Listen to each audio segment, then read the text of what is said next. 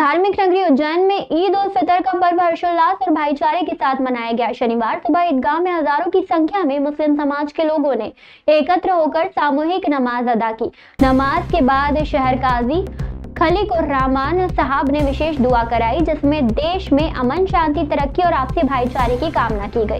नमाज अदा करने के बाद लोगों ने एक दूसरे को गले लगाकर ईद की मुबारकबाद दी और खुशियां साझा की। ईदगाह के अलावा शहर की प्रमुख मस्जिदों में भी बड़ी संख्या में लोगों ने नमाज अदा की।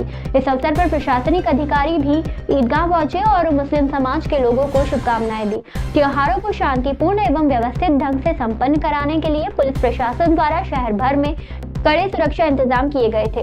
संवेदनशील क्षेत्रों में विशेष निगरानी रखी गई और जगह जगह पुलिस बल तैनात रहा। पूरे शहर में ईद का जश्न सौहार्दपूर्ण वातावरण में मनाया गया। बाजारों में रौनक देखने को मिली और लोगों ने एक दूसरे के घर जाकर सेवैयां एवं अन्य पकवानों का आनंद लिया। बच्चों, महिलाओं और युवाओं में विशेष उत्साह नजर आया, जहां सभी ने नए परिधानों में इस खास दिन को उल्लासपूर्वक मनाया। नमाज के बाद प्रशासनिक अधिकारी ईदगाह पहुंचे और मुस्लिम समाज के लोगों को ईद की शुभकामनाएं दी। गौरतलब है कि रमजान के पूरे महीने रोजा और इबादत के बाद ईद उल फितर का ये पर्व मुस्लिम समाज के लिए विशेष महत्व रखता है, जो आपसी प्रेम, भाईचारे और एकता का संदेश देता है।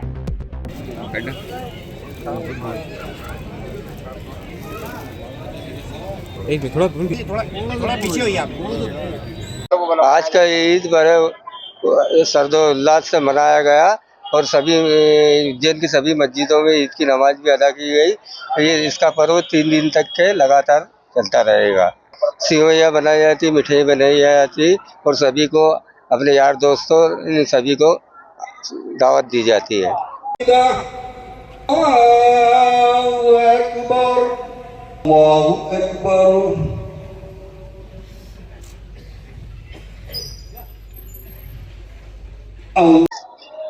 ईद की व्यवस्था को देखते हुए शहर में सभी जगह आवश्यक पुलिस बल को डिप्लॉय किया गया।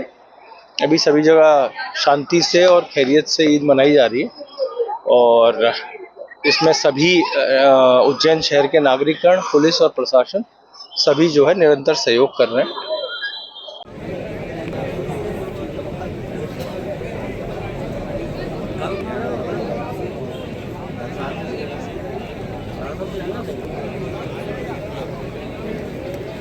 पहले तो मैं तमाम ही लोगों को ईद की मुबारकबाद पेश करता हूँ। देखो कैसा निज़ाम उस कुदरत का कि कल हमारे दूसरे भाइयों का एक नया वर्ष शुरू हुआ है और साथ ही ईद का दिन भी आज मौजूद है। मैं सभी लोगों को ईद की मुबारकबाद पेश करता हूँ और दुआ करता हूँ इस बात के लिए कि अल्लाह ताला हमेशा इस तहजीब को बाकी रखे, क्योंकि वो भी यही चाहता है जो हम चाहते हैं कि उसने दोनों के त्योहारों को साथ साथ दे दिया करके। तो अल्लाह ताला ये तहजीब हमेशा बाकी रखे ताकि हमारा अमल इस दुनिया के सामने नजर आना चाहिए कि उज्जैन के लोग कैसे रहते हैं और हमें कैसे रहना चाहिए। महाकाल मंदिर परिसर में स्थित महानिर्वाणी अखाड़े की महंत गादी को लेकर आज एक महत्वपूर्ण निर्णय लिया गया। अब महंत गादी पर विनीत गिरी महाराज ही बने रहेंगे। ये निर्णय अखिल भारतीय अखाड़ा परिषद अध्यक्ष महंत रविंद्रपुरी महाराज के नेतृत्व में अखाड़े के पंचों द्वारा लिया गया। खास बात यह है कि महंत गादी पर अभी तक विनीत गिरी महाराज बने हुए थे, परंतु स्वास्थ्य कारणों के चलते उन्होंने इस्तीफा दे दिया था। महंत विनीत गिरी के इस्तीफे के बाद चर्चाओं का दौर शुरू हो गया। दरअसल विनीत गिरी महाराज ने ही अपने स्वास्थ्य कारणों के चलते पद से हटने की बात कही थी। दरअसल महाकालेश्वर ज्योतिर्लिंग विश्व प्रसिद्ध है, इसके साथ ही यहाँ होने वाली भस्म आरती आकर्षण का केंद्र बनी रहती है। भस्म आरती में शामिल होने के लिए देश ही नहीं, विदेशों से भी श्रद्धालु आते हैं। ऐसे में परंपरा अनुसार भस्म आरती के दौरान बाबा महाकाल को भस्म महानिर्वाणी अखाड़े के महंत गादीपति ही चढ़ाते हैं। महाकालेश्वर मंदिर परिसर में स्थित महानिर्वाणी अखाड़े में आज अखिल भारतीय अखाड़ा परिषद अध्यक्ष व श्री पंचायती महानिर्वाणी अखाड़ा सचिव श्री महंत रविंद्रपुरी जी महाराज, सचिव महंत जमुनापुरी जी, सचिव महंत रमेश गिरी जी, महामृत्युंजय भारती जी, मनोज गिरी जी, महंत प्रेमपुरी जी, दिगंबर करण गिरी जी व दिगंबर गोपाल गिरी ने बैठक कर महंत गादी का निर्णय लिया।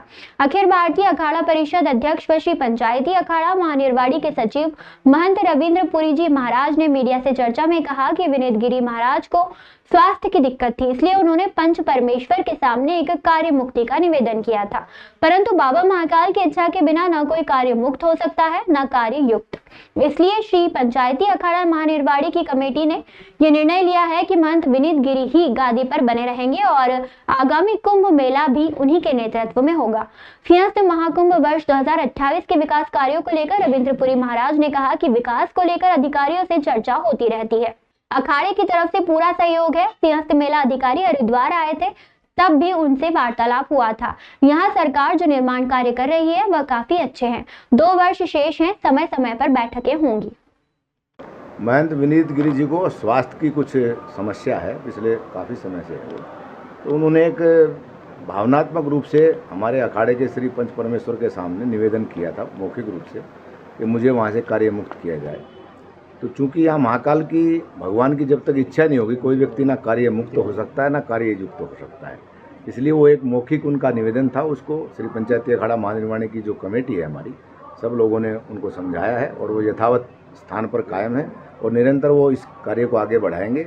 ये जो भावनात्मक रूप से कभी कभी हमारे शरीर की परिस्थितियाँ ऐसी होती हैं जो हम वैराग्य की भावना से बोल देते हैं, लेकिन जिम्मेवारी का पद है। महाकाल मंदिर के गादीपति महंत के जो मुख्य भाव है वो भगवान शिव के प्रति उनकी श्रद्धा और शिव जी की इच्छा से ही परिवर्तन होता है। तो अभी ऐसी कोई परिवर्तन की ऐसी कोई बात नहीं है।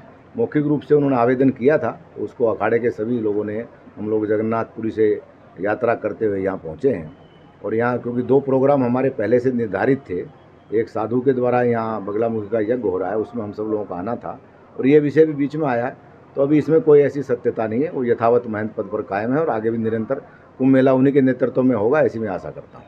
महाराज जी 2028 सिंहस्थ कुंभ उज्जैन में लगेगा, किस प्रकार से? अधिकारियों से समय समय पर दूरभाष से चर्चा होती है। पिछले दिनों जिला अधिकारी महोदय हरिद्वार आए थे, हमसे उन्होंने वार्तालाप किया था।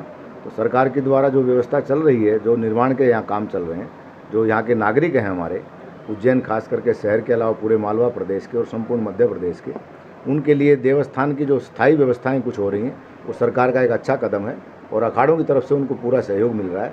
अखाड़ों की जो व्यवस्था है वो कुंभ से, क्योंकि कुंभ में अभी 2 वर्ष का समय शेष है, समय समय पर अधिकारियों के साथ में हमारी मीटिंगें रहेंगी और जैसा मार्गदर्शन उनको देना होगा हम देंगे और उनसे जो कुछ हमको लेना होगा वो हम लेंगे। तो ये व्यवहार निरंतर जारी है।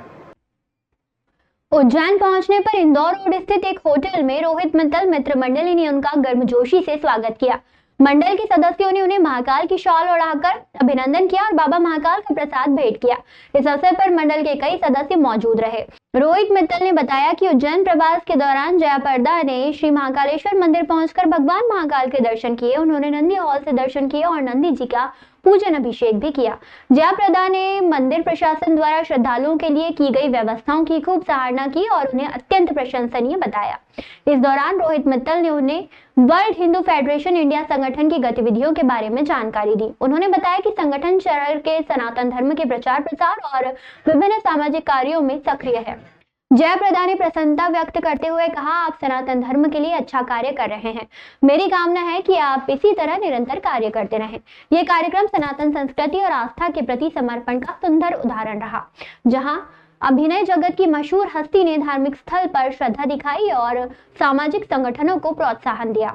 इस मौके पर संजय अग्रवाल, निशान यादव, विकास मालवीय, सोनू मालवीय, अजय राय, सुनील गगन, कुणाल मालवीय, ओंकार ऋषि बैरागी आदि लोग उपस्थित रहे।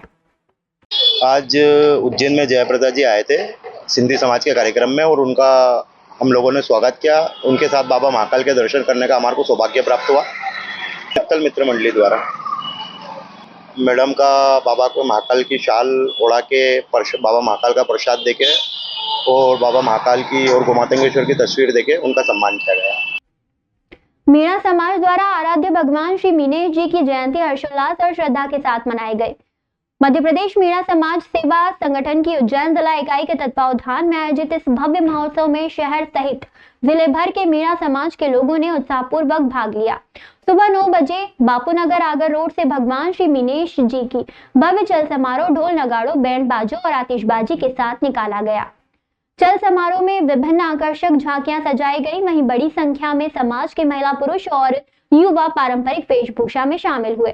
वाहन रैली के दौरान समाज के लोगों ने सामाजिक एकता, भाईचारे और सांस्कृतिक संरक्षण का संदेश दिया, जिससे पूरे शहर में सकारात्मक माहौल बना रहा।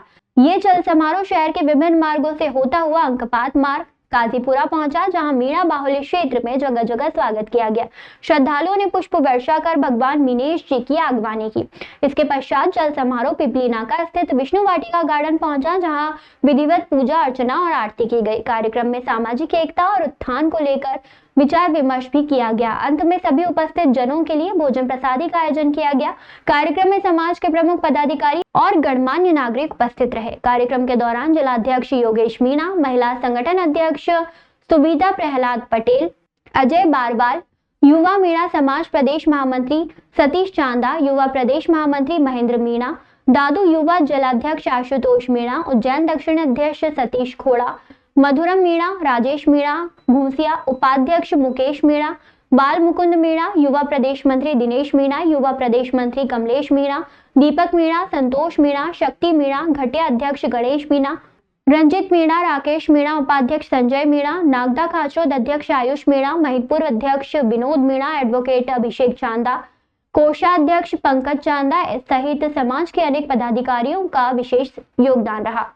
मीणा समाज के इस आयोजन ने उज्जैन में सामाजिक एकता, परंपरा और श्रद्धा का भव्य उदाहरण प्रस्तुत किया।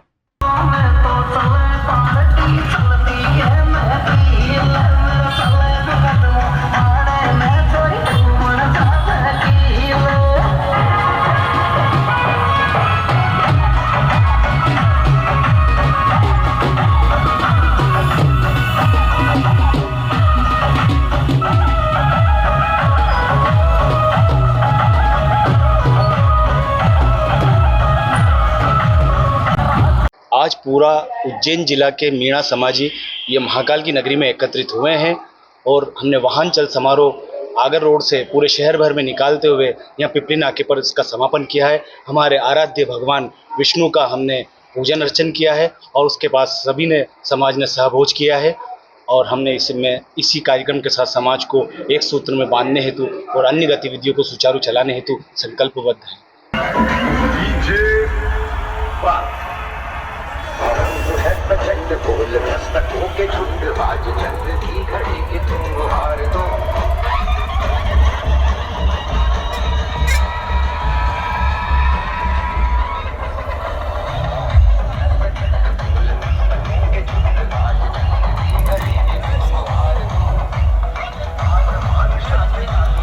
आज समाज का हमारे भगवान मीनेश भगवान का जन्मोत्सव समाज द्वारा आज बनाया गया और महान रैली पूरे मतलब पिपली नाका चौराहे से लेकर मोहन नगर, अपू नगर, इंदिरा नगर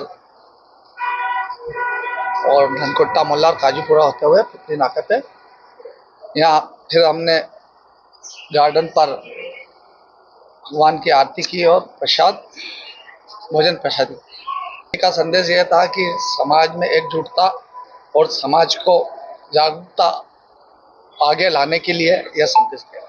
भगवान का विष्णु भगवान का प्रथम अवतार है जो हमारे समाज से उनको देवता के रूप में माना जाता है और सभी समाज बंधु हमारे समाज बंधु सभी मीनेश भगवान को अपना देवता मानते हुए पूजते हैं।